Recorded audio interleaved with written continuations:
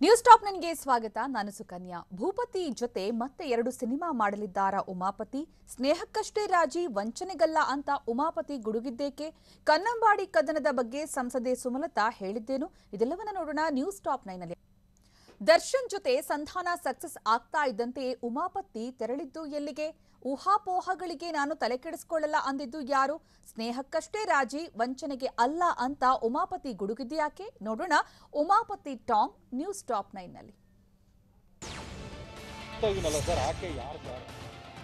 ಊಹಾಪೋಹಗಳಿಗೆ ನಾನು ತಲೆಕೆಡಿಸಿಕೊಳ್ಳೋದಿಲ್ಲ ಅಂತ ನಿರ್ಮಾಪಕ ಉಮಾಪತಿ ಹೇಳಿದ್ದಾರೆ. ಬೆಂಗಳೂರಿನಲ್ಲಿ ಮಾತನಾಡಿದ ಉಮಾಪತಿ, ನಮ್ಮ ನಿರ್ಮಾಪಕರನ್ನ ಬಿಟ್ಟುಕೊಡಲ್ಲ ಅಂತ ದರ್ಶನ್ ಸರ್ ಹೇಳಿದ್ದಾರೆ. ಹೀಗಾಗಿ ಕಾನೂನು ಮೂಲಕ ಮುಂದುವರಿಯುತ್ತೇವೆ ಅಂತ ಹೇಳಿದ್ರು. ಬನಶಂಕರಿ ಅಮ್ಮನ ನಂಬಿ ಎಲ್ಲಾ ಕೆಲಸ ಆಗ್ಬೇಕಾದ್ರೆ ಕಷ್ಟ ನಿವಾರಣೆ ಆಗ್ಬೇಕು ಅಂತ ಬರ್ತೀನಿ ಅಂತ ಉಮಾಪತಿ ಹೇಳಿದ್ರು.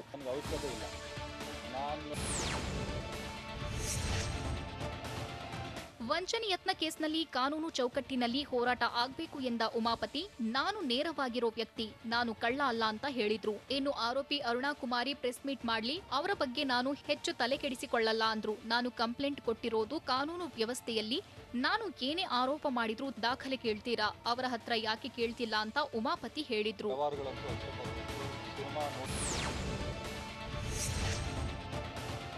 ಇನ್ನು ಆರೋಪಿ ಸ್ಥಾನದಲ್ಲಿರೋ ಅರುಣಾ ಕುಮಾರಿ ಬಗ್ಗೆ ಮಾತನಾಡಿದ ನಿರ್ಮಾಪಕ ಉಮಾಪತಿ, ಅರುಣಾ ಕುಮಾರಿ ಯಾರು, ಆಕೆ ನನಗೆ ಲೆಕ್ಕಕ್ಕೂ ಇಲ್ಲ ಅಂತ ಹೇಳಿದ್ರು. ಇನ್ನು ಆಕೆ ಬಗ್ಗೆ ಮಾತನಾಡಿ ದೊಡ್ಡವಳಾಗಿ ಮಾಡುವ ಅಗತ್ಯವಿಲ್ಲ, ನಾನು ಯಾರ ವಿರುದ್ಧವೂ ಆರೋಪ ಮಾಡಲ್ಲ, ಕಾನೂನು ವ್ಯವಸ್ಥೆಯಲ್ಲಿ ಆಕೆ ಉತ್ತರ ನೀಡಲಿ, ನಾನು ಕಾನೂನಿನ ಚೌಕಟ್ಟಿನಲ್ಲಿಯೇ ನಡೆಯುತ್ತಿದ್ದೇನೆ ಅಂತ ಉಮಾಪತಿ ಹೇಳಿದ್ರು.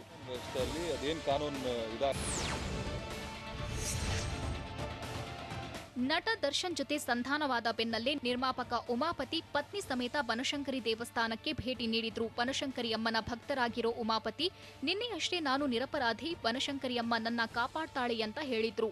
ಈಗ ಪ್ರಕರಣದಲ್ಲಿ ಕೊಂಚ ರಿಲೀಫ್ ಸಿಕ್ತಿದ್ದಂತೆ ಬನಶಂಕರಿ ಅಮ್ಮನಿಗೆ ಉಮಾಪತಿ ದಂಪತಿ ವಿಶೇಷ ಪೂಜೆ ಸಲ್ಲಿಸಿದ್ರು.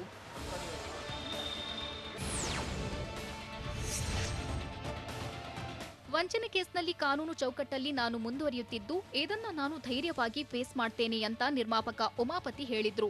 ನಾನು ದರ್ಶನ್ ಸರ್ ಮೇಲೆ ಆರೋಪ ಮಾಡಿಲ್ಲ, ಅವರು ನನ್ನ ಮೇಲೆ ಆರೋಪ ಮಾಡಿಲ್ಲ, ಇದು ದೊಡ್ಡ ವಿಷಯ ಅಲ್ಲ, ದರ್ಶನ್ ಬಂದಿರೋದಕ್ಕೆ ದೊಡ್ಡ ವಿಷಯ ಆಯ್ತು. ದರ್ಶನ್ ಸರ್ಗೆ ನನ್ಗೆ ಏನು ಕಡಿಮೆ ಇಲ್ಲ, ನಿನ್ನೆ ದರ್ಶನ್ ಸರ್ ಮನೆಗೆ ಕರೆಸಿಕೊಂಡು ಮಾತನಾಡಿ ಬಗೆಹರಿಸಿಕೊಂಡಿದ್ದೀವಿ ಅಂತ ಹೇಳಿದ್ರು.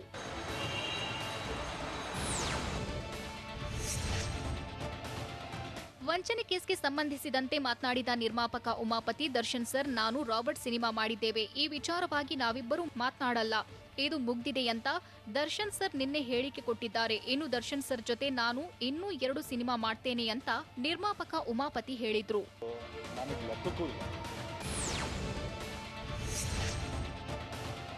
ದರ್ಶನ್ ಮತ್ತು ಉಮಾಪತಿ ಮಧ್ಯೆ ರಾಜಿ ಆಗಿದ್ರೂ ಸಹ ಇನ್ನೂ ಕಿಡಿ ಹಾಗೆ ಉಳಿದಿದೆ ಅನ್ನುವಂತಾಗಿದೆ. ಯಾಕಂದ್ರೆ ಈ ಬಗ್ಗೆ ಮಾತನಾಡಿರೋ ಉಮಾಪತಿ, ಸ್ನೇಹಕ್ಕಷ್ಟೇ ರಾಜಿ, ವಂಚನೆ ಪ್ರಕರಣಕ್ಕೆ ರಾಜಿ ಸಂಧಾನ ಇಲ್ಲ ಅಂತ ಸ್ಪಷ್ಟನೆ ನೀಡಿದ್ರು.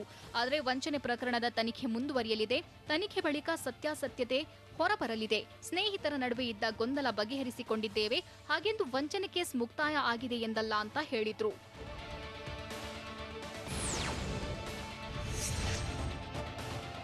ವಂಚನೆ ಆರೋಪ ಪ್ರಕರಣದಿಂದ ಚಾಲೆಂಜಿಂಗ್ ಸ್ಟಾರ್ ದರ್ಶನ್ ರಿಲ್ಯಾಕ್ಸ್ ಆದಂತೆ ಕಂಡುಬಂದಿದೆ. ಸದ್ಯ ತಮ್ಮ ನಿವಾಸದಲ್ಲಿ ಸಿನಿಮಾ ಕೆಲಸದ ಬಗ್ಗೆ ಮಾತುಕತೆ ನಡೆಸೋಕೆ ಮುಂದಾಗ್ತಿದ್ದಾರೆ. ಯಜಮಾನ ಸಿನಿಮಾದ ನಿರ್ಮಾಪಕಿ ಶೈಲಜಾ ನಾಗ್ ರಾಜರಾಜೇಶ್ವರಿ ನಗರದ ದರ್ಶನ್ ನಿವಾಸಕ್ಕೆ ಆಗಮಿಸಿ ಮಾತುಕತೆ ನಡೆಸಿದ್ರು. ದರ್ಶನ್ರ ಮುಂದಿನ ಚಿತ್ರ ಯಾವುದು ಅನ್ನೋದು ಸಹ ಕುತೂಹಲ ಮೂಡಿಸಿದೆ.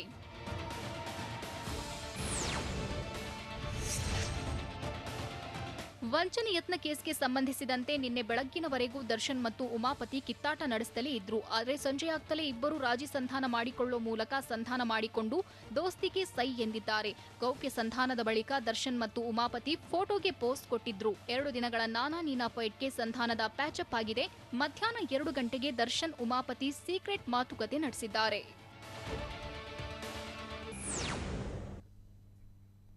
ದರ್ಶನ್ ಮತ್ತು ಸ್ನೇಹಿತರನ್ನ ದೂರ ಮಾಡಬೇಕು ಅಂತ ಪಟ್ಟು ಹಿಡಿದಿದ್ರ ಉಮಾಪತಿ? ಅರುಣಾ ಕುಮಾರಿಯನ್ನ ಉಮಾಪತಿಯೇ ದಾಳವಾಗಿ ಬಳಸಿಕೊಂಡ್ರ? ಉಮಾಪತಿ ಪ್ಲಾನ್ಗೆ ದರ್ಶನ್ ಸ್ನೇಹಿತರು ರಿವರ್ಸ್ ಆಪರೇಷನ್ ಮಾಡಿದ್ದು ನಿಜಾನ? ನೋಡೋಣ ಉಮಾಪತಿಗೆ ಟೆನ್ಷನ್ ನ್ಯೂಸ್ ಟಾಪ್ 9 ನಲ್ಲಿ. ದರ್ಶನ್ರ ಸ್ನೇಹಿತ ಹರ್ಷನ ವಿರುದ್ಧ ಸಿಟ್ಟು ಮಾಡಿಕೊಂಡಿದ್ದ ನಿರ್ಮಾಪಕ ಉಮಾಪತಿ ಷಡ್ಯಂತ್ರ ನಡೆಸಿದ್ರು ಅಂತ ಹೇಳಲಾಗ್ತಿದೆ. ಹಲವು ಪಾರ್ಟಿಗಳಲ್ಲಿ ಒಟ್ಟಿಗೆ ಭೇಟಿ ಕೊಟ್ಟಿದ್ದ ವೇಳೆ ಹರ್ಷನ ವ್ಯವಹಾರಗಳನ್ನ ತಿಳಿದಿದ್ದ ಉಮಾಪತಿ ಇದೇ ವೇಳೆ ಪರಿಚಯವಾಗಿದ್ದ ಮಹಿಳೆ ಬಳಸಿ ತಂತ್ರ ರೂಪಿಸಿದ್ರು ಎನ್ನಲಾಗ್ತಿದೆ. ಮಹಿಳೆಗೆ ಉಮಾಪತಿ ಕೆಲ ಆಮಿಷ ಒಡ್ಡಿದ್ರಂತೆ. ಆ ಮೂಲಕ ತಂತ್ರ ಹೆಣೆದು ಹರ್ಷನ ಬಳಿಗೆ ಚೂ ಬಿಟ್ಟಿದ್ರಂತೆ. ಈ ಮೂಲಕ ಹರ್ಷನಿಂದ ದರ್ಶನ್ ದೂರ ಮಾಡಲು ಉಮಾಪತಿ ಸ್ಕೆಚ್ ಹಾಕಿದ್ರಂತೆ.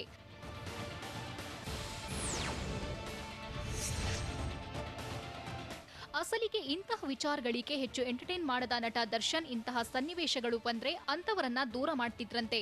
ಹಲವು ವಿಚಾರದಲ್ಲಿ ನಿರ್ಧಾರ ಮಾಡಿದಂತೆ ದರ್ಶನ್ ಸ್ನೇಹಿತರು ಮತ್ತು ಆಪ್ತರ ವಿಚಾರದಲ್ಲಿ ಜಡ್ಜ್ ಮಾಡ್ತಿರ್ಲಿಲ್ವಂತೆ. ಈ ವಿಚಾರ ತಿಳಿದು ಮೊದಲಿಗೆ ಸನ್ನಿವೇಶವನ್ನ ದರ್ಶನ್ ಸೂಕ್ಷ್ಮವಾಗಿ ಗಮನಿಸಿದ್ರಂತೆ.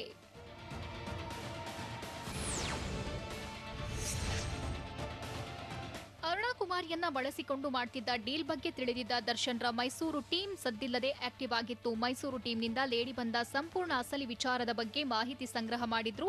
ಈ ವೇಳೆ ಉಮಾಪತಿ ನಡೆಸಿದ್ದ ಷಡ್ಯಂತ್ರ ಮೈಸೂರು ಟೀಮ್ಗೆ ಬಯಲಾಗಿತ್ತು ಎನ್ನಲಾಗಿದೆ. ಖುದ್ದು ಮಹಿಳೆಯೇ ಉಮಾಪತಿ ಬಗ್ಗೆ ಎಲ್ಲಾ ವಿಚಾರ ಬಹಿರಂಗ ಮಾಡಿದ್ದಳಂತೆ.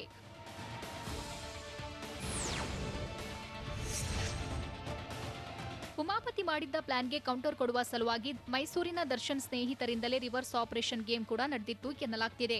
ನಿರ್ಮಾಪಕ ಉಮಾಪತಿ ವಿರುದ್ಧವಾಗಿ ನಡೆದಿತ್ತಂತೆ ಪ್ರತಿತಂತ್ರ. ಉಮಾಪತಿ ಕಳುಹಿಸಿದ ಮಹಿಳೆಯನ್ನೇ ಬಳಸಿಕೊಂಡು ದರ್ಶನ್ರ ಮೈಸೂರಿನ ಸ್ನೇಹಿತರು ಸ್ಕೆಚ್ ಹಾಕಿರೋದು ಬಯಲಾಗಿದೆ.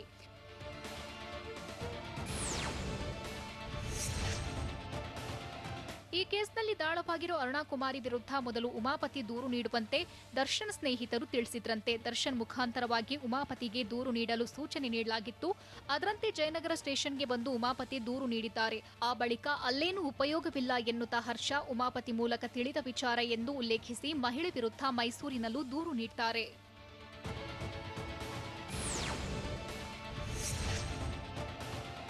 ಜಯನಗರ ಮತ್ತು ಮೈಸೂರಿನ ಹೆಬ್ಬಾಳ ಪೊಲೀಸ್ ಸ್ಟೇಷನ್ನಲ್ಲಿ ದೂರು ದಾಖಲಾದ ಬಳಿಕ ಆರೋಪಿ ಅರುಣಾ ಕುಮಾರಿಯನ್ನ ಕರೆಸಿ ವಿಚಾರಣೆ ನಡೆಸಲಾಗಿತ್ತಂತೆ. ಪೊಲೀಸರು ವಿಚಾರಣೆ ನಡೆಸುವ ವೇಳೆ ತನಿಖೆ ವೇಳೆ ಪ್ರತಿಯೊಂದು ವಿಚಾರ ಬಯಲಿಗೆ ಬಂದಿತ್ತಂತೆ. ಪ್ರತಿ ಹಂತದಲ್ಲೂ ಉಮಾಪತಿ ಎಕ್ಸ್ಪೋಸ್ ಮಾಡುವ ಕೆಲಸ ನಡೆದಿತ್ತಂತೆ.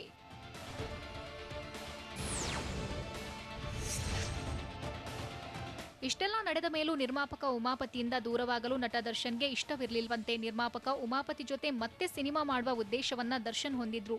ಅದೇ ರೀತಿ ಬೇರೆ ಬೇರೆ ಕಾರಣಗಳಿಂದಲೂ ಉಮಾಪತಿಯಿಂದ ದೂರವಾಗಲು ದರ್ಶನ್ ಇಷ್ಟಪಟ್ಟಿರಲಿಲ್ವಂತೆ. ಅಸಲಿಗೆ ಆ ಕಾರಣಗಳು ಏನು ಅನ್ನೋದು ಉಮಾಪತಿಗೂ ಗೊತ್ತು ಎನ್ನಲಾಗಿದೆ.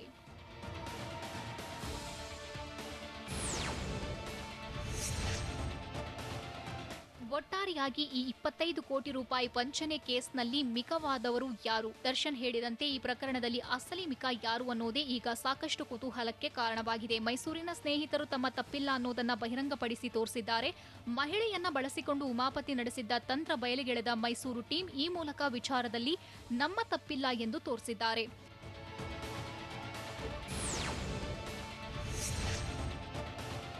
ಮೈಸೂರು ಟೀಮ್ ಅರುಣಾ ಕುಮಾರಿ ಜೊತೆ ಸೇರಿಕೊಂಡು ನನ್ನ ಟ್ರ್ಯಾಪ್ ಮಾಡಿದ್ದಾರೆ ಎಂದು ಬಿಂಬಿಸುವ ತಂತ್ರ ನಡೆಸಲಾಗಿದೆ. ಅವರಿಬ್ಬರ ನಡುವೆ ಸಿಲುಕಿ ಅರುಣಾ ಕುಮಾರಿ ನಲುಗಿದ್ದಾರೆ.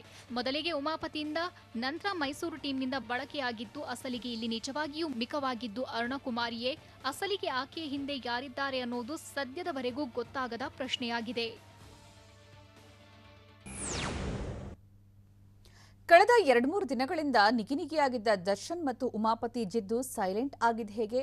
ಇಬ್ಬರ ಮಧ್ಯೆ ಸಿಲುಕಿ ಅರುಣಾ ಕುಮಾರಿ ಅತಂತ್ರವಾದ್ರ? ಎಂಜಿ ರೋಡ್ನಲ್ಲಿರೋ ಒಂದು ಪ್ರಾಪರ್ಟಿ ವಿಚಾರಕ್ಕೆ ಇಬ್ಬರ ಮಧ್ಯೆ ಬಿರುಕು ಮೂಡಿತ್ತಾ? ನೋಡೋಣ ಸಂಧಾನ secret news top 9ನಲ್ಲಿ.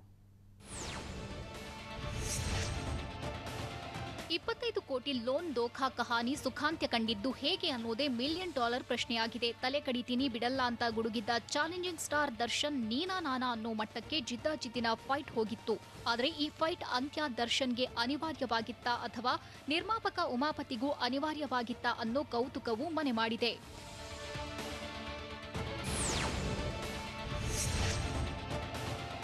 Challenging star Darshan ಮತ್ತು ನಿರ್ಮಾಪಕ ಉಮಾಪತಿ ಮಧ್ಯೆ ಸಂಧಾನ ಆಯಿತು, ಎಲ್ಲವೂ ಸುಖಾಂತ್ಯ ಆಯಿತು ಅನ್ನುವಾಗಲೇ ಅರುಣಾ ಸ್ಥಿತಿ ತ್ರಿಶಂಕುವಾಗಿದೆ. ಆದರೆ ಅರುಣಾ ಕುಮಾರಿಗೆ ಸಂಕಷ್ಟ ಆರಂಭವಾಗಿ ಬಿಟ್ಟಿದ್ದು ದರ್ಶನ್ಗೆ ಇಂಡೈರೆಕ್ಟ್ ಆಗಿಯೇ ಟಾಂಗ್ ಕೊಟ್ಟಿದ್ದಾರೆ. ಇನ್ನು ಉಮಾಪತಿಯವರೇ ಮಾಡಿದ್ದು ಅಂತ ಹೇಳಿದ್ರು. ಆದರೆ ಈಗ ಇಬ್ಬರೂ ಸಂಧಾನವಾಗಿದ್ದು ಅರುಣಾ ಕುಮಾರಿ ಸ್ಥಿತಿ ಅತಂತ್ರವಾಗಿದೆ.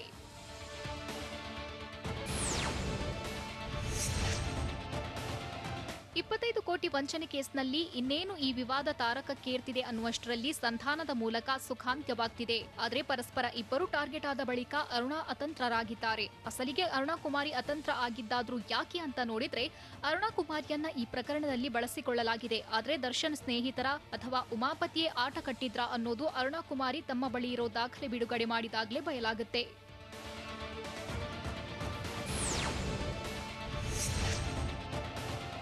ದರ್ಶನ್ ಮತ್ತು ಉಮಾಪತಿ ಮಧ್ಯೆ ಈಗ ಜಗಳ ಶುರುವಾಗಲು ಕಾರಣವೇ ಆ ಒಂದು ಜಾಗದ ಸಮಸ್ಯೆ ಎನ್ನಲಾಗ್ತಿದೆ. ಕನ್ನಡ ಚಿತ್ರರಂಗದ ಪ್ರತಿಷ್ಠಿತ ನಟನ ಭೂಮಿ ವಿಚಾರವಾಗಿ ಶುರುವಾದ ಚರ್ಚೆ ಬಳಿಕ ಈ ವಂಚನೆ ಕೇಸ್ಗೆ ಟರ್ನ್ ಆಗಿದೆ ಅಂತ ಹೇಳಲಾಗ್ತಿದೆ. ಸ್ಯಾಂಡಲ್ವುಡ್ನ ಖ್ಯಾತ ನಟನ ಜಾಗವನ್ನ ತನಗೆ ಮಾರಾಟ ಮಾಡಿ ಅಂತ ದರ್ಶನ್ ಕೇಳಿಕೊಂಡಿದ್ರಂತೆ. ಆದರೆ ಇದಕ್ಕೆ ಉಮಾಪತಿ ಒಪ್ಪಿರಲಿಲ್ಲ. ಹೀಗಾಗಿ ಮನಸ್ತಾಪ ಉಂಟಾಗಿತ್ತು ಅಂತಲೂ ಹೇಳಲಾಗ್ತಿದೆ.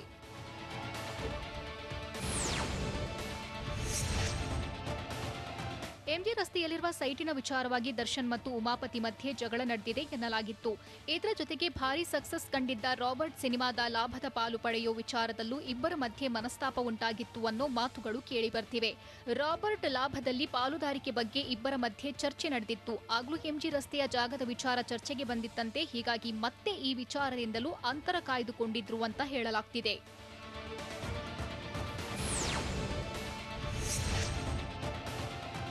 ರಾಬರ್ಟ್ ಸಿನಿಮಾ ಸೂಪರ್ ಹಿಟ್ ಆಗಿದ್ದು ಮಾತ್ರವಲ್ಲ, ಬಾಕ್ಸ್ ಆಫೀಸ್ನಲ್ಲೂ ಲೂಟಿ ಮಾಡಿತ್ತು. ಈ ಲಾಭದಲ್ಲಿ ದರ್ಶನ್ಗೂ ಪಾಲು ನೀಡುವ ಬಗ್ಗೆ ಪ್ರಸ್ತಾಪ ಆಗ್ತಿದ್ದಂತೆಯೇ ಉಮಾಪತಿ ಅಂತರ ಕಾಯ್ದುಕೊಂಡಿದ್ರಂತೆ. ಆದರೆ ದರ್ಶನ್ ವಿಚಾರವಾಗಿ ತಲೆಕೆಡಿಸಿಕೊಂಡಿದ್ದ ನಿರ್ಮಾಪಕ ಉಮಾಪತಿ ದರ್ಶನ್ ಜೊತೆಗೆ ತಾನೊಬ್ಬನೇ ಇರಬೇಕು ಅನ್ನೋ ಯೋಚನೆಯನ್ನು ಮಾಡಿದ್ರಂತೆ.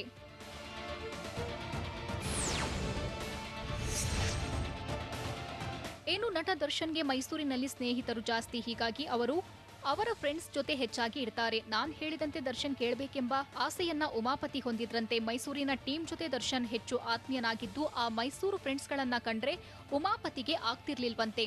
ಆ ಟೀಮ್ನಿಂದ ಹೇಗಾದ್ರೂ ದರ್ಶನ್ ರನ್ನ ಅವಾಯ್ಡ್ ಮಾಡಬೇಕೆಂದು ಉಮಾಪತಿ ನಿರ್ಧರಿಸಿದ್ರಂತೆ ಅಂತ ಹೇಳಲಾಗ್ತಿದೆ.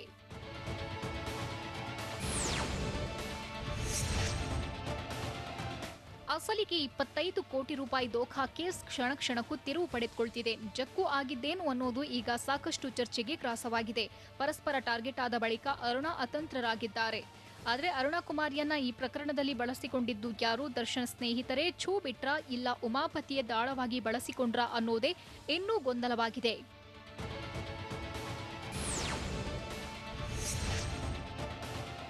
ಲಾಕ್ಡೌನ್ ಬಳಿಕ ಉಮಾಪತಿಗೆ ಶಾಕ್ ಆದಿತ್ತು. ಕೊಂಚವಾಗಿ ದರ್ಶನ್ರಿಂದ ದೂರವಾಗ್ತಿರುವ ಆತಂಕ ಕಾಡಿತ್ತು. ಯಾಕಂದ್ರೆ ಲಾಕ್ಡೌನ್ನಲ್ಲಿ ನಿರ್ಮಾಪಕ ಉಮಾಪತಿಯಿಂದ ದರ್ಶನ್ ದೂರ ಉಳಿದಿದ್ರಂತೆ. ಈ ವೇಳೆ ಉಮಾಪತಿ ವಿರುದ್ಧ ಕೆಲವೊಂದು ವಿಚಾರ ಚರ್ಚೆಗೆ ಕಾರಣವಾಗಿತ್ತಂತೆ. ಇದರ ನಡುವೆ ದರ್ಶನ್ ಸಂಪರ್ಕವಿಲ್ಲದೆ ಟೆನ್ಷನ್ ಆಗಿದ್ದ ಉಮಾಪತಿಗೆ ದರ್ಶನ್ ನಡೆಸಿದ್ದ ಪಾರ್ಟಿಯಲ್ಲಿ ಎಂಟ್ರಿ ಇಲ್ಲದೆ ಇದ್ದದ್ದಕ್ಕೂ ಸಹ ಮನಸ್ತಾಪ ಹೆಚ್ಚಾಗಲು ಕಾರಣವಾಗಿದೆ ಎನ್ನಲಾಗಿದೆ. ಕೆಆರ್ಎಸ್ ಡ್ಯಾಂಗೆ ಭೇಟಿ ಕೊಟ್ಟ ಸುಮಲತಾ ಹೇಳಿದ್ದೇನು? ಈಗಲೂ ಅಕ್ರಮ ಗಣಿಗಾರಿಕೆ ನಡೀತಿದೆ ಅಂತ ಸುಮಲತಾ ಹೇಳಿದ್ದೇಕೆ? ಡ್ಯಾಂನಲ್ಲಿ ಕಂಪನ ಆಗ್ತಾ ಇರೋದು ನಿಜಾನಾ? ನೋಡೋಣ ಸುಮಾ ಗುಡುಗು ನ್ಯೂಸ್ ಟಾಪ್ 9ನಲ್ಲಿ.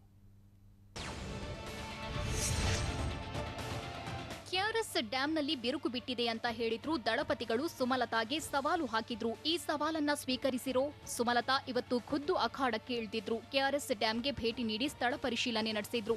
ಕೆಆರ್ಎಸ್ ಸುತ್ತಮುತ್ತ ಅಕ್ರಮ ಗಣಿಗಾರಿಕೆ ನಡೆಯುತ್ತಿದ್ದು ಸ್ಫೋಟಕಗಳ ಬಳಕೆಯಿಂದಾಗಿ ಡ್ಯಾಂಗೆ ಕುತ್ತು ಬರ್ತಿದೆ. ಹೀಗಾಗಿ ಡ್ಯಾಂ ಉಳಿಸಿ ಅನ್ನೋದು ಸುಮಲತಾರ ಮನವಿಯಾಗಿದ್ದು ಇವತ್ತು ಇದೇ ಕಾರಣಕ್ಕೆ ಡ್ಯಾಂಗೆ ಭೇಟಿ ನೀಡಿದ್ದಾರೆ.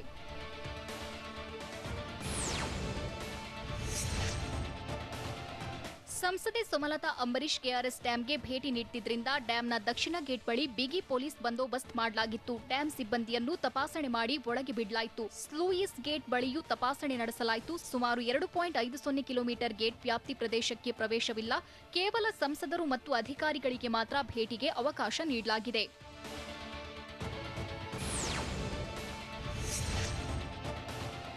ಮಂಡ್ಯ ಜಿಲ್ಲೆಯಲ್ಲಿ ಅನುಮತಿ ಇಲ್ಲದೆ ಅಕ್ರಮವಾಗಿ ಗಣಿಗಾರಿಕೆ ಮಾಡುತ್ತಿದ್ದಾರೆ ಅಂತ ಸಂಸದೆ ಸುಮಲತಾ ಹೇಳಿದ್ದಾರೆ. ಮೈಸೂರಿನಲ್ಲಿ ಮಾತನಾಡಿದ ಮಂಡ್ಯ ಸಂಸದೆ ಸುಮಲತಾ, ಲೈಸೆನ್ಸ್ ಅವಧಿ ಮುಗಿದಿದ್ರೂ ಗಣಿಗಾರಿಕೆ ಮಾಡುತ್ತಿದ್ದಾರೆ. ಸರ್ಕಾರಕ್ಕೆ ಬರಬೇಕಿದ್ದ ರಾಜಧನ 1% ಸಹ ಕಟ್ಟಿಲ್ಲ. ಅಕ್ರಮ ಗಣಿಗಾರಿಕೆ ಸರ್ವೆಗೆ 5 ರಿಂದ 6 ಲಕ್ಷ ಸಹ ಇಲ್ವಂತೆ. ಇದನ್ನ ಗಣಿ ಇಲಾಖೆ ಅಧಿಕಾರಿಗಳೇ ಹೇಳ್ತಾರೆ. 1200 ಕೋಟಿ ರೂಪಾಯಿ ಆದಾಯವಿರುವಾಗ ಏಕೆ ಹಣವಿಲ್ಲ ಅಂತ ಸುಮಲತಾ ಕಿಡಿಕಾರಿದ್ದಾರೆ.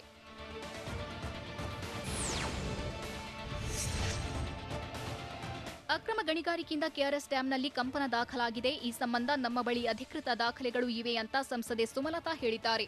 ಮೈಸೂರಿನಲ್ಲಿ ಮಾತನಾಡಿದ ಸುಮಲತಾ, ಗಣಿಗಾರಿಕೆ ನಿಲ್ಬೇಕೆಂದು ಹೋರಾಟ ಮಾಡ್ತಿದ್ದೇನೆ. ಸರ್ಕಾರ ಅಥವಾ ಮತ್ಯಾರ ವಿರುದ್ಧ ಆರೋಪಿಸೋದು ನನ್ನ ಉದ್ದೇಶವಲ್ಲ. ಅಕ್ರಮದ ವಿರುದ್ಧ ಹೋರಾಡುವ ಮನಸ್ಥಿತಿಯವರ ಸಹಕಾರ ಬೇಕಿದ್ದು, ಇದನ್ನ ತಾರ್ಕಿಕ ಅಂತ್ಯಕ್ಕೆ ಮುಟ್ಟಿಸುವವರೆಗೂ ಹೋರಾಟ ಮಾಡುವುದಾಗಿ ಸುಮಲತಾ ಹೇಳಿದ್ರು.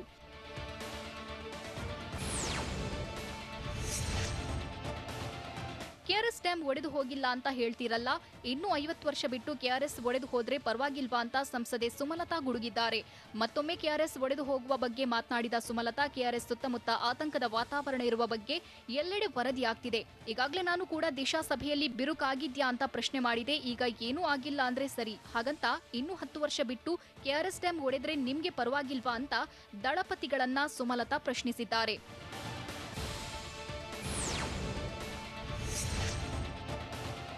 ಅಕ್ರಮ ಗಣಿಗಾರಿಕೆಯಿಂದಾಗಿ 50 ವರ್ಷಗಳ ಬಳಿಕ ಕೆಆರ್ಎಸ್ ಡ್ಯಾಂನಲ್ಲಿ ಬಿರುಕು ಮೂಡಿದ್ರೆ ಓಕೆನಾ ಅಂತ ಪ್ರಶ್ನಿಸಿದ ಸುಮಲತಾ, ಇದಕ್ಕೆ ಕೊರೋನಾ ಉದಾಹರಣೆ ನೀಡಿದ್ದಾರೆ. ಕೊರೋನಾ ಬರುವ ಮುನ್ನ ಮಾಸ್ಕ್ ಹಾಕಿಕೊಳ್ಳಿ, ಸ್ಯಾನಿಟೈಸ್ ಮಾಡಿಕೊಳ್ಳಿ ಅಂತ ಹೇಳ್ತೇವೆ.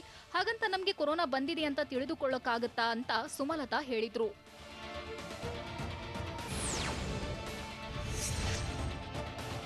ಮಂಡ್ಯದಲ್ಲಿ ಅಕ್ರಮ ಗಣಿಗಾರಿಕೆ ನಡೆಯುತ್ತಿದ್ದು, ನಾನು ಎಕ್ಸ್ಪೋಸ್ ಮಾಡುವ ಪ್ರಯತ್ನ ಮಾಡ್ತಿದ್ದೇನೆ ಅಂತ ಸಂಸದೆ ಸುಮಲತಾ ಹೇಳಿದ್ರು. ಕೆಆರ್ಎಸ್ ಡ್ಯಾಂ ಸುತ್ತಮುತ್ತ 20 ಕಿಲೋಮೀಟರ್ ವ್ಯಾಪ್ತಿಯಲ್ಲಿ ಬ್ಲಾಸ್ಟಿಂಗ್ ಮಾಡುವಂತಿಲ್ಲ. ಈ ಪ್ರದೇಶದಲ್ಲಿ ಅಕ್ರಮ ಸಕ್ರಮ ಎನ್ನುವ ಪ್ರಶ್ನೆಯೇ ಬರೋದಿಲ್ಲ. ಈ ಸಂಬಂಧ ಅಧಿಕೃತ ದಾಖಲೆಗಳು ಇವೆ. ಆದ್ದರಿಂದ ಗಣಿಗಾರಿಕೆ ನಿಲ್ಬೇಕು ಅಂತ ಹೋರಾಟ ಮಾಡ್ತಿದ್ದೇನೆ ಅಂತ ಸುಮಲತಾ ಹೇಳಿದ್ರು.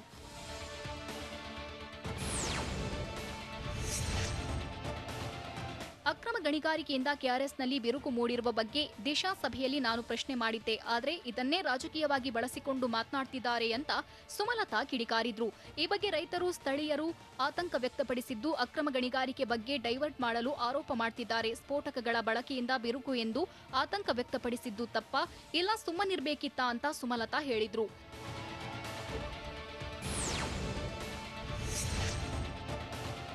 ಬೇಬಿ ಬೆಟ್ಟಕ್ಕೆ ತೆರಳುವುದಕ್ಕೂ ಮುನ್ನವೇ ಸಂಸದೆ ಸುಮಲತಾ ಸುತ್ತೂರು ಶಾಖಾ ಮಠಕ್ಕೆ ಭೇಟಿ ನೀಡಿದ್ರು. ಮೈಸೂರಿನ ಚಾಮುಂಡಿ ಬೆಟ್ಟದ ತಪ್ಪಲಿನಲ್ಲಿರುವ ಮಠಕ್ಕೆ ತೆರಳಿದ ಸುಮಲತಾ ಸುತ್ತೂರು ಶ್ರೀಗಳ ಆಶೀರ್ವಾದ ಪಡೆದ್ರು. ಈ ವೇಳೆ ನಿರ್ಮಾಪಕ ರಾಕ್ಲೈನ್ ವೆಂಕಟೇಶ್, ಸಚ್ಚಿದಾನಂದ ಸಹ ಜೊತೆಗಿದ್ರು. ರಾಜ್ಯದಲ್ಲಿ ಹೆಚ್ಚೆಚ್ಚು ಡ್ರಗ್ಸ್ ಜಪ್ತಿಯಾಗಿರೋದು ನಿಜಾನಾ? ರಾಜ್ಯದ ಯಾವ್ಯಾವ ಜಿಲ್ಲೆಗಳಲ್ಲಿ ವ್ಯಾಕ್ಸಿನ್ಗಾಗಿ ಪರದಾಟ ನಡೀತಾ ಇದೆ? ಯಾರದೋ ಕಾರು ಇನ್ಯಾರಿಗೋ ಮಾರ್ತಿದ್ದ ವಂಚಕರು ಲಾಕ್ ಆಗಿದ್ದು ಹೇಗೆ? ನೋಡೋಣ ಸಮಗ್ರ ನ್ಯೂಸ್ ಟಾಪ್ 9 ನಲ್ಲಿ. 3,000-4,000 ಪೊಲೀಸರಿಗೆ ಕೊರೋನಾ ಸೋಂಕು ಹರಡಿತ್ತು ಅಂತ ಗೃಹ ಸಚಿವ ಬಸವರಾಜ ಬೊಮ್ಮಾಯಿ ಹೇಳಿದ್ದಾರೆ. ಮೈಸೂರಲ್ಲಿ ಮಾತನಾಡಿದ ಬೊಮ್ಮಾಯಿ, ಸೋಂಕಿನಿಂದ ಮೃತಪಟ್ಟ ಕುಟುಂಬಕ್ಕೆ 30 ಲಕ್ಷ ಪರಿಹಾರ ಜೊತೆ ಪೊಲೀಸರ ಆರೋಗ್ಯದ ಕಡೆ ಹೆಚ್ಚಿನ ಗಮನ ನೀಡಿದ್ದೇವೆ. ಪೊಲೀಸ್ ಇಲಾಖೆಯಲ್ಲಿನ ವರ್ಗಾವಣೆಗೆ ಲಂಚ ನೀಡುವ ಪದ್ಧತಿಗೆ ಕಡಿವಾಣ ಹಾಕಲಾಗ್ತಿದೆ. ಪೊಲೀಸ್ ಬೋರ್ಡ್ ಬಂದ ಮೇಲೆ ಇದಕ್ಕೆ ಅಂತ್ಯ ಬಿದ್ದಿದ್ದು, ಹಳೆ ಮಾದರಿಯ ವರ್ಗಾವಣೆಯಲ್ಲಿ ವ್ಯವಹಾರ ನಡೆಯಲ್ಲ ಅಂತ ಗೃಹ ಸಚಿವ ಬಸವರಾಜ ಬೊಮ್ಮಾಯಿ ಹೇಳಿದರು.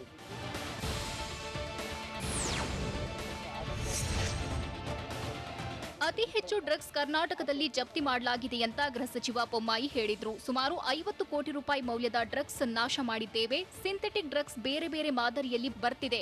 ಅದನ್ನ ನಿಯಂತ್ರಿಸುವುದು ನಮ್ಮ ಮುಂದಿರುವ ಸವಾಲಾಗಿದೆ. ಡಾರ್ಕ್ ವೆಬ್ ಅನ್ನ ರಾಜ್ಯದ ಪೊಲೀಸರು ಭೇದಿಸುತ್ತಿದ್ದಾರೆ ಅಂತ ಬೊಮ್ಮಾಯಿ ಹೇಳಿದ್ರು.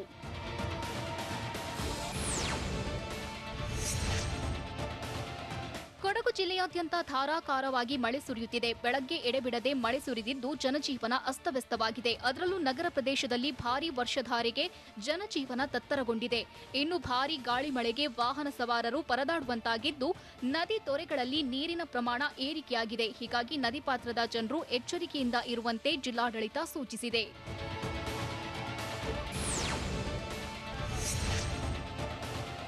ಶಿವಮೊಗ್ಗ ನಗರ ಸೇರಿ ಸುತ್ತಮುತ್ತಲಿನ ಪ್ರದೇಶಗಳಲ್ಲೂ ಗಾಳಿ ಸಹಿತ ಭಾರೀ ಮಳೆ ಬೀಳ್ತಿದೆ. ಕಳೆದ ಕೆಲ ದಿನಗಳಿಂದ ಕೈಕೊಟ್ಟಿದ್ದ ವರುಣ ಸದ್ಯ ಅಬ್ಬರಿಸುತ್ತಿದ್ದು, ಮಲೆನಾಡಿನಲ್ಲಿ ಮುಂಗಾರು ಕೃಷಿ ಮತ್ತೆ ಶುರುವಾಗಿದೆ.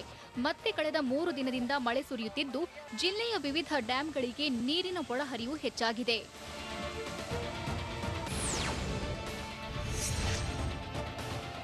ಇನ್ನು ದಕ್ಷಿಣ ಕನ್ನಡ ಜಿಲ್ಲೆಯ ಗ್ರಾಮೀಣ ಭಾಗಗಳಲ್ಲಿ ನಿರಂತರವಾಗಿ ಮಳೆ ಸುರಿಯುತ್ತಿದೆ.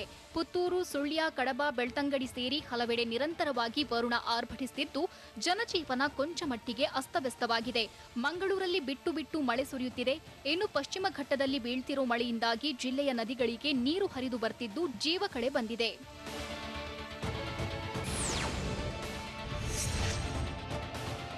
ಐಷಾರಾಮಿ ಕಾರುಗಳ ಮಾಲೀಕರಿಗೆ ವಂಚನೆ ಕೇಸ್ ಸಂಬಂಧಿಸಿದಂತೆ ಸಿಸಿಬಿ ಪೊಲೀಸರು ಬಿಸಿ ಮುಟ್ಟಿಸಿದ್ದು ಮೂವರನ್ನ ಅರೆಸ್ಟ್ ಮಾಡಿದ್ದಾರೆ. ನಸೀಬ್, ಮೊಹಮ್ಮದ್ ಅಜಂ, ಮಹೀರ್ ಖಾನ್ ಸೆರೆಯಾಗಿದ್ದು 3 ಕೋಟಿ ರೂಪಾಯಿ ಮೌಲ್ಯದ 19 ಕಾರುಗಳನ್ನ ಜಪ್ತಿ ಮಾಡಲಾಗಿದೆ. ಕಾರು ಮಾರಾಟ ಮಾಡಿಸಿಕೊಡುವುದಾಗಿ ಪಡೆದು ಮಾಲೀಕರ ಅನುಮತಿ ಇಲ್ಲದೆ ಬೇರೆಯವರಿಗೆ ಒತ್ತೆಯಾಗಿಟ್ಟಿದ್ದರಂತೆ. ಮಾಹಿತಿ ನೀಡದೆ ಭಟ್ಕಳ, ದಾವಣಗೆರೆ, ಚಿತ್ರದುರ್ಗ ಸೇರಿ ಹಲವೆಡೆ ಕಾರು ಮಾರಾಟ ಮಾಡಿರೋದು ಬಯಲಾಗಿದೆ.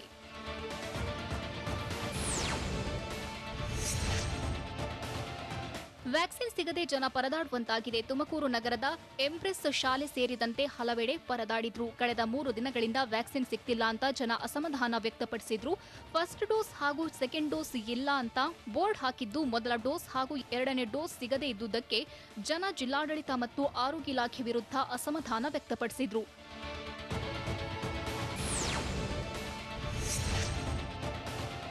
ಹಾವೇರಿ ನಗರದ ನಾಗೇಂದ್ರನಮಟ್ಟಿಯಲ್ಲಿರೋ ಸಾಂಸ್ಕೃತಿಕ ರಂಗಮಂದಿರದಲ್ಲಿ ಜನ ವ್ಯಾಕ್ಸಿನ್ಗಾಗಿ ಮುಗಿಬಿದ್ರು. ಕೊರೋನಾ ಇನ್ನೂ ಕಡಿಮೆಯಾಗದೇ ಇದ್ರೂ ಕಿಂಚಿತ್ತೂ ಅಂತರವಿಲ್ಲದೆ ವ್ಯಾಕ್ಸಿನ್ಗಾಗಿ ಜನ ಜಮಾಯಿಸಿದ್ರು. ಕೈಯಲ್ಲಿ ಆಧಾರ್ ಕಾರ್ಡ್ ಹಿಡಿದುಕೊಂಡು ವ್ಯಾಕ್ಸಿನ್ಗಾಗಿ ಕ್ಯೂ ನಿಂತಿದ್ರು. ಕೆಲವರು ಮಾಸ್ಕ್ ಧರಿಸಿದ್ರೆ ಇನ್ನು ಕೆಲವರು ಮಾಸ್ಕ್ ಧರಿಸದೆ ಕ್ಯೂನಲ್ಲಿ ನಿಂತಿದ್ದು ಕಂಡುಬಂತು. ಇನ್ನು ಕೆಲವರು ಕ್ಯೂ ನೋಡಿ ವಾಪಸ್ಸಾಗಿದ್ರು.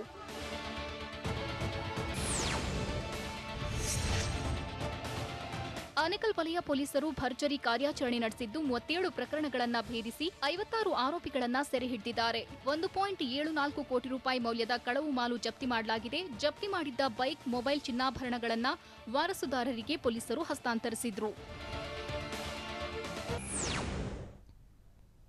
ಕೇರಳದಲ್ಲಿ ಜಿಕಾ ವೈರಸ್ ಮತ್ತೆ ಕೇಕೆ ಹಾಕ್ತಾ ಇರೋದು ಹೇಗೆ? ಹಿಮಾಚಲ ಪ್ರದೇಶದಲ್ಲಿ ಮೇಘಸ್ಫೋಟಕ್ಕೆ ಜೀವ ಬಿಟ್ಟವರೆಷ್ಟು? ಭಾರತದಲ್ಲೂ ರಷ್ಯಾದ ಸ್ಪುಟ್ನಿಕ್ ಲಸಿಕೆ ತಯಾರಾಗುತ್ತಾ? ನೋಡೋಣ ನ್ಯಾಷನಲ್ ನ್ಯೂಸ್ ಟಾಪ್ 9ನಲ್ಲಿ.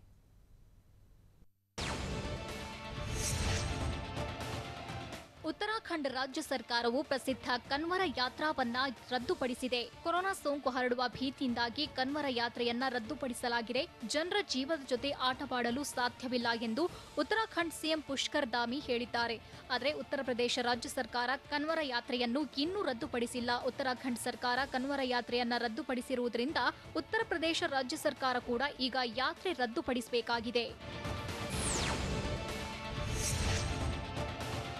ಪ್ರಧಾನಿ ನರೇಂದ್ರ ಮೋದಿ ಒಲಿಂಪಿಕ್ಸ್ ಕ್ರೀಡಾಕೂಟದಲ್ಲಿ ಭಾಗವಹಿಸುವ ಕ್ರೀಡಾಪಟುಗಳ ಜೊತೆ ಸಂವಾದ ನಡೆಸಿದ್ರು. ಈ ಬಾರಿಯ ಒಲಿಂಪಿಕ್ಸ್ನಲ್ಲಿ ಪದಕಗಳನ್ನು ಗೆದ್ದು ಬನ್ನಿ, ಒತ್ತಡ ಇಲ್ಲದೆ ಆಟವಾಡಿ ಎಂದು ಪ್ರಧಾನಿ ನರೇಂದ್ರ ಮೋದಿ ಕ್ರೀಡಾಪಟುಗಳಿಗೆ ಕಿವಿಮಾತು ಹೇಳಿದ್ರು. ಪಿವಿ ಸಿಂಧು, ಮೇರಿ ಕೋಮ್, ಫೋಗಟ್ ಕುಟುಂಬ ಸೇರಿದಂತೆ ಅನೇಕ ಕ್ರೀಡಾಪಟುಗಳು ಮೋದಿ ಜೊತೆಗಿನ ಸಂವಾದದಲ್ಲಿ ಭಾಗಿಯಾಗಿದ್ರು.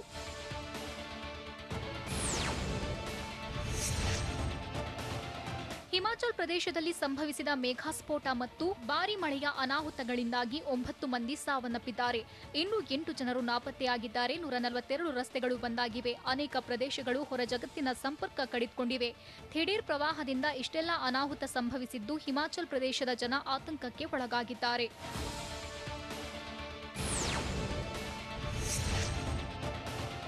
ಭಾರತದ ಮೊದಲ ಕೊರೋನಾ ಸೋಂಕಿತ ವೈದ್ಯಕೀಯ ವಿದ್ಯಾರ್ಥಿನಿಗೆ ಈಗ 2ನೇ ಬಾರಿಗೆ ಕೊರೋನಾ ಸೋಂಕು ತಗುಲಿದೆ. ಕಳೆದ ವರ್ಷ ಚೀನಾದ ವುಹಾನ್ನಿಂದ ಕೇರಳಕ್ಕೆ ಬಂದಿದ್ದ ವೈದ್ಯಕೀಯ ವಿದ್ಯಾರ್ಥಿನಿಗೆ ಕೊರೋನಾ ಸೋಂಕು ತಗುಲಿತ್ತು. ಈಗ ಆರ್ಟಿಪಿಸಿಆರ್ ಪರೀಕ್ಷೆಯಲ್ಲಿ ಕೊರೋನಾ ಸೋಂಕಿರೋದು ದೃಢಪಟ್ಟಿದೆ. ವೈದ್ಯಕೀಯ ವಿದ್ಯಾರ್ಥಿನಿಯು ಸದ್ಯ ಮನೆಯಲ್ಲೇ ಇದ್ದು ಚಿಕಿತ್ಸೆ ಪಡೆಯುತ್ತಿದ್ದಾರೆ.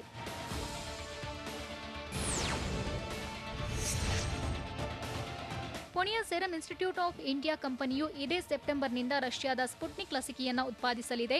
ವರ್ಷಕ್ಕೆ 30 ಕೋಟಿ ಡೋಸ್ ಸ್ಪುಟ್ನಿಕ್ ಲಸಿಕೆಯನ್ನ ಸೆರಮ್ ಇನ್ಸ್ಟಿಟ್ಯೂಟ್ ಆಫ್ ಇಂಡಿಯಾ ಕಂಪನಿಯು ಉತ್ಪಾದಿಸಲಿದೆ. ಈಗಾಗಲೇ ಡಿಸಿಜಿಐ ಸೆರಮ್ ಇನ್ಸ್ಟಿಟ್ಯೂಟ್ ಆಫ್ ಇಂಡಿಯಾಗೆ ಸ್ಪುಟ್ನಿಕ್ ಲಸಿಕೆ ಉತ್ಪಾದಿಸಲು ಒಪ್ಪಿಗೆ ನೀಡಿದೆ.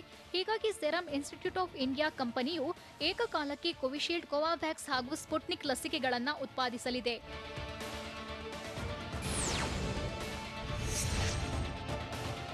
ಕೇರಳದಲ್ಲಿ 16 ವರ್ಷದ ಹುಡುಗಿಗೆ ಝಿಕಾ ವೈರಸ್ ತಗುಲಿರುವುದು ದೃಢಪಟ್ಟಿದೆ. ಜೊತೆಗೆ ಇತರ 3 ಝಿಕಾ ವೈರಸ್ ಸೋಂಕು ತಗುಲಿದೆ. ಇದರಿಂದ ಕೇರಳದಲ್ಲಿ ಝಿಕಾ ವೈರಸ್ ಸೋಂಕು ತಗುಲಿದವರ ಸಂಖ್ಯೆ 23ಕ್ಕೆ ಏರಿಕೆಯಾಗಿದೆ. ಕೇರಳಕ್ಕೆ ಝಿಕಾ ವೈರಸ್ ನಿಯಂತ್ರಣಕ್ಕೆ ಮಾರ್ಗದರ್ಶನ ಮಾಡಲು ಕೇಂದ್ರ ಸರ್ಕಾರದ ತಂಡವನ್ನ ಕೇರಳಕ್ಕೆ ಕಳಿಸಿದೆ.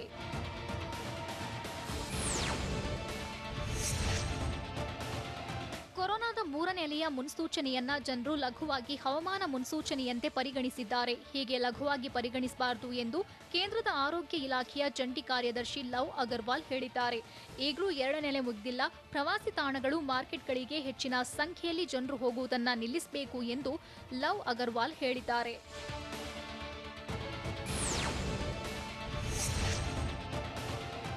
ಬ್ಯಾಂಕಿಂಗ್ ಪರೀಕ್ಷೆಗಳನ್ನು ಸ್ಥಳೀಯ ಭಾಷೆಗಳಲ್ಲಿ ನಡೆಸಬೇಕೆಂದು ಕೇಂದ್ರದ ಸಂಸದೀಯ ವ್ಯವಹಾರಗಳ ಖಾತೆ ಸಚಿವ ಪ್ರಹ್ಲಾದ್ ಜೋಶಿ ಕೇಂದ್ರ ಹಣಕಾಸು ಸಚಿವೆ ನಿರ್ಮಲಾ ಸೀತಾರಾಮನ್ಗೆ ಮನವಿ ಮಾಡಿದ್ದಾರೆ. ಸ್ಥಳೀಯ ಭಾಷೆಗಳಲ್ಲೇ ಪರೀಕ್ಷೆ ನಡೆಸುವ ಬಗ್ಗೆ ಒಂದು ಸಮಿತಿ ರಚಿಸುವುದಾಗಿ ನಿರ್ಮಲಾ ಸೀತಾರಾಮನ್ ಹೇಳಿದ್ದಾರೆ. ಆ ಸಮಿತಿಯ ವರದಿ ಆಧಾರದ ಮೇಲೆ ಕ್ರಮ ಕೈಗೊಳ್ಳುವ ಭರವಸೆ ನೀಡಿದ್ದಾರೆ. ಅಲ್ಲಿಯವರೆಗೂ ಬ್ಯಾಂಕಿಂಗ್ ಪರೀಕ್ಷೆಯನ್ನ ತಡೆಹಿಡಿಯಲಾಗುವುದು ಎಂದು ನಿರ್ಮಲಾ ಸೀತಾರಾಮನ್ ಹೇಳಿದ್ದಾರೆ.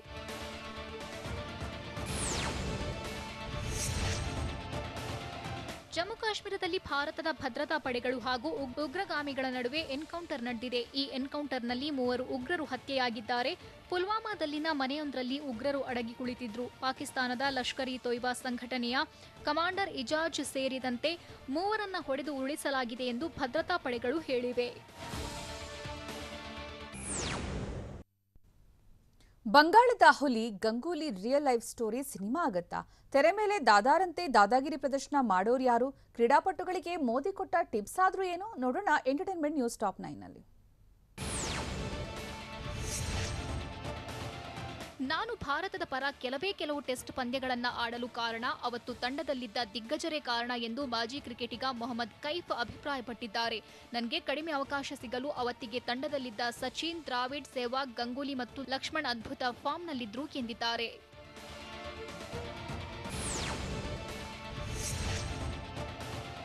ಪಾಕಿಸ್ತಾನ ತಂಡದ ಸ್ಪೀಡ್ ಎಕ್ಸ್‌ಪ್ರೆಸ್ ಶೋಯಬ್ ಅಖ್ತರ್ ನನಗೆ ಲಂಕಾದ ಮುತ್ತಯ್ಯ ಮುರಳೀಧರನ್ಗೆ ಬೌಲಿಂಗ್ ಮಾಡಲು ಕಷ್ಟವಾಗ್ತಿತ್ತು ಎಂದು ಹೇಳಿಕೊಂಡಿದ್ದಾರೆ. ಮುರಳಿ ನನ್ನ ಬಳಿ ಬೌನ್ಸರ್ ಹಾಕಿ ನನ್ನ ಸಾಯಿಸಬೇಡ ಎಂದು ನನಗೆ ಹೇಳ್ತಿದ್ರು ಎಂದು ಅಖ್ತರ್ ನೆನಪಿಸಿಕೊಂಡಿದ್ದಾರೆ. ಇದು ಇವತ್ತಿನ ನ್ಯೂಸ್ ಟಾಪ್ 9. ನಿರಂತರ ಸುದ್ದಿಗಾಗಿ ನೋಡ್ತಾ ಇರಿ TV9.